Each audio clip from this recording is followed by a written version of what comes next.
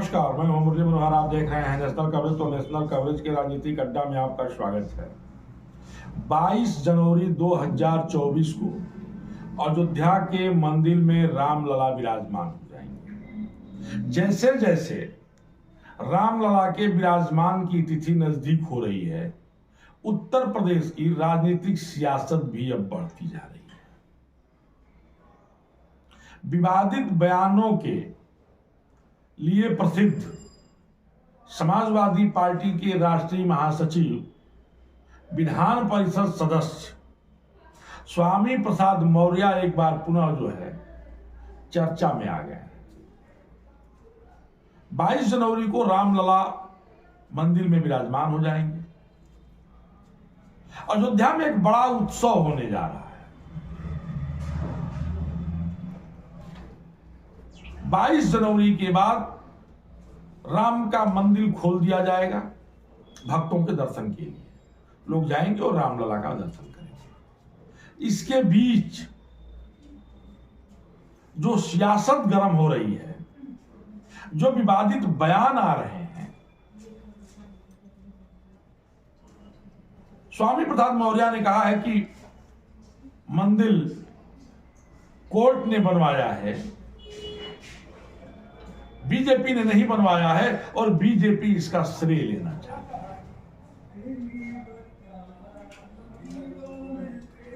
आपने देखा होगा कुछ दिन पहले स्वामी प्रसाद मौर्य का एक और विवादित बयान आया था और कहा था कि भारत पाकिस्तान का बंटवारा जो है जिन्ना ने नहीं, हिंदू महासभा ने कराया था। हिंदू धोखा है। तो तिथि जैसे जैसे नजदीक आ रही है, उत्तर प्रदेश की राजनीतिक सियासत भी गर्म होती हुए नजर आ रही है। तमाम नेता, विशेष करके समाजवादी पार्टी की मुखिया अखिलेश यादव की पत्नी और समाजवादी पार्टी के दूसरे नंबर की नेता डिंपल यादव ने कहा है कि यह स्वामी प्रसाद मौर्य का निजी बयान है, पार्टी से इसका कुछ लेना देना नहीं है। या तो सुर्खियों में बने रहने के लिए स्वामी प्रसाद मौर्य विवादित बयान देते होंगे, या 2024 के लोकसभा के चुनाव में वोटों के ध्रुवीकरण के लिए अपना विवादित बयान देते होंगे। उनके बयान के बाद समाजवादी पार्टी के ही एक सांसद ने भी कहा है कि जिस दिन रामलला मंदिर में विराजमान होंगे, उस दिन हम अल्लाह से दुआ करेंगे कि मस्जिद छीन करके मंदिर बनाया गया है, वहां पुनः मस्जिद बनाया गया। तो कहीं ना कहीं यह समाजवादी पार्टी के लिए एक बड़ी चुनौती होगी, जहां पूरा देश अयोध्या में 22 जनवरी को उत्सव मनाने जा रहा है। तमाम विपक्षी दलों को न्योता भी भेज दिया गया है, कार्ड भेजा गया है। विपक्षी दलों के लोगों ने कहा था कि अगर राम जन्मभूमि पूजन समारोह में हमको बुलाया गया होता तो हम जरूर आए होते। इस बार राम जन्मभूमि न्यास ट्रस्ट जो है, सबको अपने लोगों से, डाक के द्वारा नहीं, अपने लोगों से कार्ड भेजा है। सोनिया जी को कार्ड गया है, खड़गे जी को कार्ड गया है, अखिलेश यादव को कार्ड गया है। अखिलेश यादव ने तो यहां तक कहा है कि राम जिसको बुलाएंगे वो अयोध्या जाएंगे। उनका बयान अभी आया है हाल ही में कि राम जिनको बुलाएंगे वो अयोध्या जाएंगे। सभी मुख्यमंत्रियों को चिट्ठी भेजा गया है, सबकी तिथि निर्धारित कर दी गई है कि आप अपने अपने प्रदेश के लोगों को लेकर के आइए और रामलला का दर्शन करिए। ऐसे में स्वामी प्रसाद मौर्य का जो विवादित बयान आया है और विवाद के बाद डिंपल यादव का जो खंडन आया है, उस पर आज चर्चा करने के लिए हमारे साथ जो हमारे आज खास मेहमान हैं, वो समाजवादी पार्टी प्रबुद्ध वर्ग के निवर्तमान अध्यक्ष और जनपद के जाने माने बैरिस्टर, वकील, एडवोकेट गौरव पांडे जी हैं।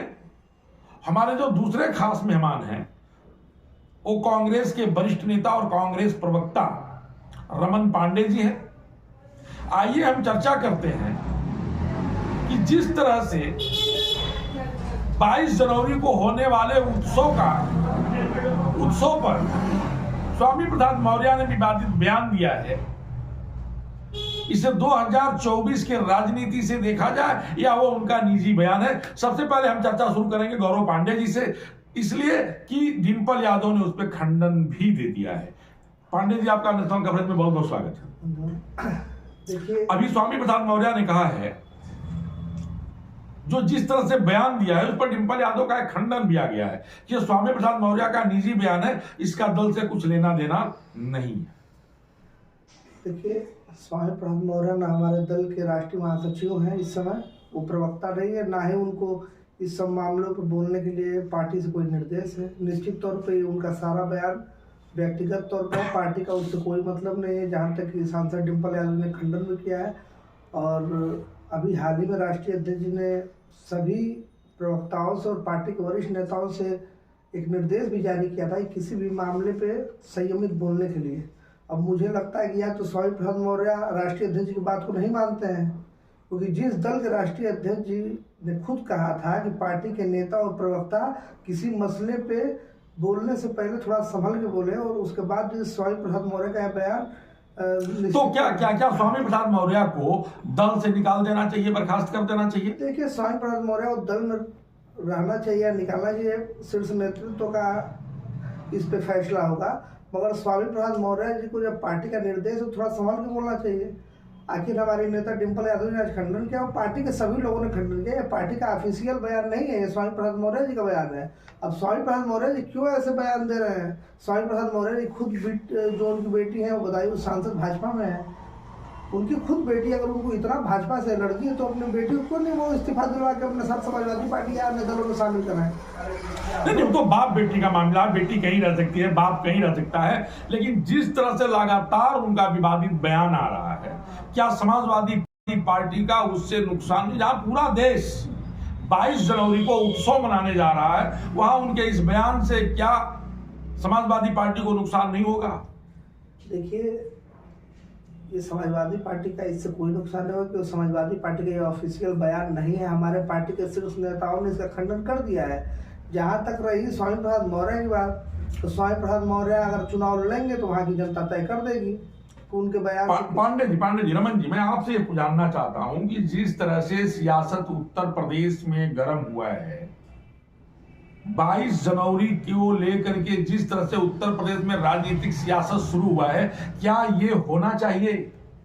नहीं, देखिए, जहां तक हमारा सवाल है, सबसे बड़ी दिक्कत क्या है कि भगवान राम के नाम पे जो आयोजन हो रहा है, भगवान राम सबके हैं, और जिस तरीके से भारतीय जनता पार्टी आगे के कार्यक्रमों की तैयारी कर रही है, उससे मैं समझता हूं कि सारे दल के लोग, जितनी भी पॉलिटिकल पार्टियां हैं, वह 22 तारीख का जो प्राण प्रतिष्ठा होने वाली है प्रभु श्री रामचंद्र जी की, तो उनका स्वागत है। सबको निमंत्रण भी भेजा जा रहा है, सब लोग उसको स्वीकार भी कर रहे हैं। भगवान राम तो सबके हैं, सारे लोग खुशियां मना रहे हैं कि भाई हमको अगर बुलाया जाएगा तो हम जाएंगे।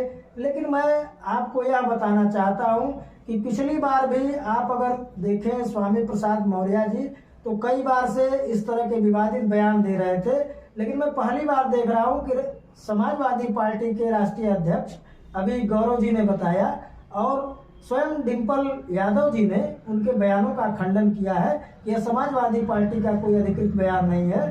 तो समाजवादी पार्टी ने तो उनके बयान से किनारा कर लिया है, और स्वामी प्रसाद मौर्य आज ही से नहीं, जब से राजनीति कर रहे हैं तब से वह कुछ न कुछ विवादित बयान उनके रहते हैं। नहीं, राजनीति करते हुए नहीं, स्वामी प्रसाद मौर्य जब समाजवादी पार्टी का दामन थामे हैं तब से उनका विवादित बयान आना शुरू हुआ है। इसके पहले जो है स्वामी प्रसाद मौर्य जो है भाजपा में भी रहे हैं, भाजपा में भी 5 साल मंत्री रहे हैं, बसपा में भी मंत्री रहे हैं। बसपा में भी उनके कई बयान आपको याद दिला देंगे। बसपा में भी रहते हुए कई बार, चूंकि वो जिस पृष्ठभूमि से आते हैं, जो उनके विचार हैं, मैंने पहले भी आपको बताया था कि वह बौद्धिक बौद्ध धर्म से जो उनके ताल्लुकात हैं वो सनातन को नहीं मानते, लेकिन मैं नहीं, सनातन को आप नहीं मानते, ये तो बात हमारे एकदम समझ में आ रहा है कि आप सनातन को नहीं मानते, आप बौद्धिस्ट हैं। तो वो कुशीनगर में चले जाएं और बौद्धिस्टों के बीच में बैठ करके उनको उपदेश देना कि समाजवादी पार्टी के महासचिव हैं गौरव जी, और वो जो है आकर के जो है सनातन धर्म पर क्यों प्रहार बोले। बिल्कुल मैं वही कह रहा हूँ कि आप किसी भी धर्म के अनुयायी हो, आपको एक दूसरे धर्म के बारे में आलोचना और विवादित टिप्पणी नहीं करना चाहिए, क्योंकि हमारे देश का संविधान भी यही कहता है। हम भले ही सनातनी हैं, तो क्या हमको किसी दूसरे धर्म के बारे में विवादित टिप्पणी या बयान देने की जरूरत है? ऐसा कहीं नहीं होना चाहिए। एक मिनट गौरव जी, स्वामी जी को बौद्ध गया में जाकर के बौद्धिस्टों को प्रफलन देना चाहिए कि नहीं देना चाहिए? वो आखिर सनातन धर्म पर लगातार हमलावर क्यों हैं और इसको समाजवादी पार्टी मुखिया अखिलेश यादव क्यों बर्दाश्त कर रहे हैं? देखिए, स्वामी प्रसाद मौर्य वास्तव में आपकी बात सच है कि समाजवादी पार्टी ज्वाइन के लगातार सनातन धर्म पे वो हमला कर रहे हैं। ये वो किसी धर्म जाति को मानते हो, और जिस देश में हम लोग रहते हैं वो सर्वधर्म समभाव का देश है। यहाँ सभी जाति धर्मों का सम्मान करने वाला देश है। निश्चित तौर पे जो उनके बयान का मैं भी खंडन करता हूँ और निंदा करता हूँ, और मैं समाजवादी पार्टी के राष्ट्रीय अध्यक्ष से आपके चैनल के माध्यम से मांग करता हूँ कि उनको तुरंत कारण बताओ नोटिस दिया जाना चाहिए और पार्टी से उनको निष्कासित किया जाए। ऐसा व्यक्ति जो लगातार एक धर्म पे, सनातन धर्म पे, जिसकी संख्या देश के अंदर अधिक है, जिसको मानने वाले लोग अधिक हैं, और उस पर नहीं 2% ही हो। यहाँ जो है ईसाई 2% है, तो हम क्या करेंगे? हम ईसाई पे जो है, ईसाइयत पर जो है हमला बोलेंगे? मैंने वही कहा पांडे जी। नहीं, देखिए मैं बता दे रहा हूँ कि आप जैसा कि बताया कि कुछ लोग होते हैं कि उनको बिना कुछ विवादित बयान दिए मीडिया सुनेगा नहीं। वो चाहते हैं कि रात दिन हम मीडिया में बने रहें, इसलिए उलूल जुलूल बयान देते रहते। लेकिन मीडिया में बने नहीं, लेकिन मीडिया में बने रहने से लोकतंत्र में विघटन पैदा हो रहा है, समाजों में तनाव हो रहा है, धर्मों में तनाव हो रहा है, लोगों में तनाव हो रहा है। और सनातन धर्म के लोग तो अब स्वामी प्रसाद मौर्य के खिलाफ उग्र होते हुए नजर आ रहे हैं, चाहे वो किसी भी दल के हों।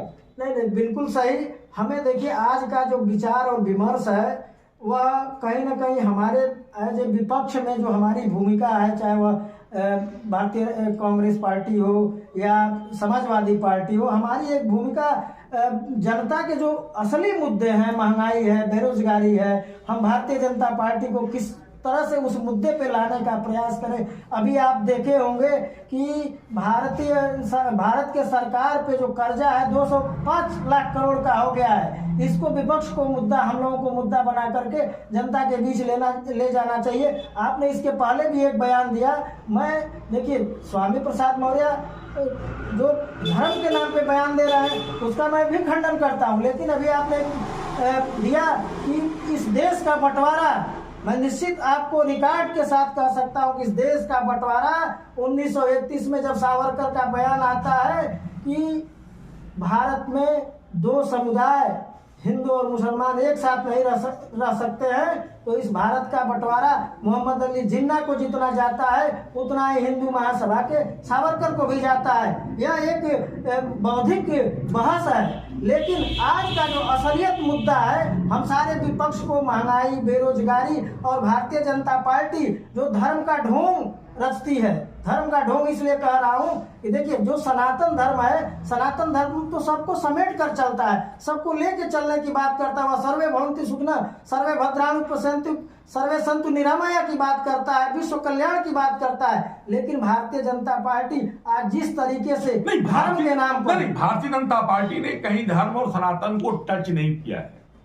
भारतीय जनता पार्टी ने तो सिर्फ जो है 22 जनवरी को रामलला को मंदिर में प्राण प्रतिष्ठान कराने जा रहे हैं। यहाँ धर्म और सनातन धर्म से कुछ लेना देना नहीं है। जो भगवान पिछले 500 वर्ष से टेंट में थे, उनको बस उनके घर में जो है ले जाने का काम कर रही है और कुछ नहीं कर रही है। नहीं, देखिए सनातन धर्म और राम राज की स्थापना, राम राज की स्थापना तो यह भी कहते हैं कि कोई भारतीय और कोई भी इंसान भूखा न रहे, सबको बेरोजगारी से दूर भगाना है, सबको महंगाई आज जो क्या है राजधर्म तो यही कहता है, सनातन धर्म भी कहता है।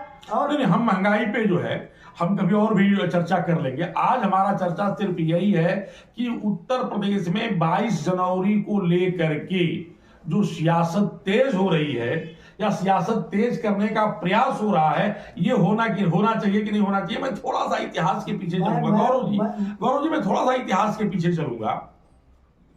विश्व हिंदू परिषद ने 1984 में अयोध्या में राम जन्मभूमि बाबरी मस्जिद में ताला खुलवाने के लिए आंदोलन शुरू किया। 1985 में राजीव गांधी भारत के प्रधानमंत्री थे और उनके ही जमाने में अयोध्या में ताला खोल दिया गया।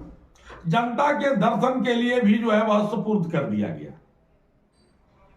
तो कहीं ना कहीं अयोध्या से कांग्रेस का भी संबंध है, इसे नकारा नहीं जा सकता है। बिल्कुल, मैं इस पे एक बात और आपके माध्यम से कहना चाहूंगा कि यहीं तक ताला खुलवाने के बाद राजीव गांधी जी ने मंदिर और मस्जिद के पक्षकारों को, दोनों लोगों को आपस में सहमति बना करके मंदिर और मस्जिद का रास्ता तय कर लिया था कि मंदिर भी बनेगा। ठीक है, सहमति नहीं बनी, ठीक है, सहमति नहीं बनी, लेकिन उसमें एक चीज मेरी सुन लीजिए। लेकिन उसमें जो आज विश्व हिंदू परिषद की बात हो रही है, राष्ट्रीय स्वयंसेवक संघ की बात हो रही है। राष्ट्रीय स्वयंसेवक संघ के आज जो मंदिर आंदोलन के सबसे बड़े प्रणेता जो थे अशोक सिंघल जी को बुला करके संघ ने कहा कि आप कांग्रेस और राजीव गांधी के कहने पे आप मंदिर बनाएंगे। आज अगर वह मंदिर का फैसला उस समय हो गया और आता तो भगवान इतने देर तक उनको टेंट में नहीं रहना। ठीक है, हम आपकी बात को मान रहे हैं गौरव, संघ ने अपनी राजनीति को मजबूत करने के लिए मान रहा हूं। ठीक है, आपने जो कहा मैं इस बात को मान रहा हूं, लेकिन सुप्रीम कोर्ट में कांग्रेस ने ही 10-10 वकीलों को भी लगा रखा था। इससे भी विलंब हुआ है कि नहीं हुआ है गौरव जी, मैं आपसे जानना चाहता हूं। देखिए, फिर हम रमन जी के पास आएंगे। जो प्रोसीडिंग चल रही थी सुप्रीम कोर्ट में, मुझे नहीं लगता किसी ने उसके विरोध में खड़ा किया था कि नहीं, मगर सभी दल के लोगों ने ये बात कही थी कि माननीय सर्वोच्च न्यायालय का जो आदेश आएगा उसको माना जाएगा, चाहे वो कांग्रेस के लीडर रहे हो, चाहे उनके लीडरों का बयान हो। किसी विपक्षी दल के एक नेता का बयान नहीं होगा जिन्होंने ये कहा था कि हम मंदिर के आदेश को नहीं मानेंगे। सभी दल के लोगों ने कहा था। और मुझे लगता है कि देश में सर्वोच्च न्यायालय से बड़ा कोई और अदालत नहीं है। जब सर्वोच्च न्यायालय का आदेश आ गया और वो ऐतिहासिक फैसला आ गया, तो मुझे लगता है कि केवल भारतीय जनता पार्टी ने, देश के सभी राजनीतिक दलों ने उसका स्वागत किया था, चाहे वो समाजवादी पार्टी हो या बस 30 सेकंड में आप बताइए कि जो प्रदेश में और जो देश में हो रहा है उसकी क्या स्थिति है। देखिए, बिल्कुल हमारा कहीं भगवान का मंदिर बन रहा है, हम सारे लोग उसका स्वागत कर रहे हैं, क्योंकि उस पे कोर्ट का जब फैसला था तो सारे पॉलिटिकल पार्टी के लोगों ने कहा था कि जो कोर्ट का फैसला आएगा हम मानेंगे। हाँ, लेकिन भारतीय जनता पार्टी आज यह दिखाने की कोशिश कर रही है कि मंदिर हम बना रहे हैं, जबकि उसमें माननीय सुप्रीम कोर्ट की बहुत बड़ी भूमिका है। और सब लोगों ने मंदिर के लिए इस देश में शांति कैसे हो, मैंने तो आपको बताया कि राजीव गांधी ने बहुत इसका पहले रास्ता तैयार कर लिया था, लेकिन भारतीय जनता पार्टी को धर्म के नाम पे राजनीति करनी थी, वोट उनको लेना था, इसलिए उसमें अड़ंगा तमाम लगाते रहे और उसको लेके राजनीति करते रहे। आज भी वही लोग कर रहे हैं। इस देश में जितनी गरीबी है, महंगाई है, देश पे कर्ज बढ़ता जा रहा है। हम गरीबी और महंगाई पे भी लौटेंगे, समय समाप्त हो चुका है। तो पूरा देश अयोध्या में रामलला 22 तारीख को मंदिर में प्रवेश करेंगे, प्राण प्रतिष्ठान होगा, उसका स्वागत करने के लिए तैयार है, चाहे किसी भी दल पार्टी के लोग हैं। लेकिन सुप्रीम कोर्ट के फैसले को ऐतिहासिक फैसला माना है लोगों ने, और सुप्रीम कोर्ट के फैसले को कहा है कि सुप्रीम कोर्ट के फैसले के बाद सभी लोग उस फैसले को जो है स्वीकार किया है, और मंदिर बनवाने में किसी एक दल को श्रेय नहीं जाता है। सुप्रीम कोर्ट के फैसले के बाद सभी राजनीतिक दल के लोगों ने उसका स्वागत किया था, ऐसा मानना है गौरव पांडे जी का, ऐसा मानना है रमन पांडे जी का। आज के डिबेट को मैं यही खत्म करता हूं। आप बने रहिए, आप मेरे साथ देखते रहिए नेशनल कवरेज। मैं मुरली मनोहर और आपके साथ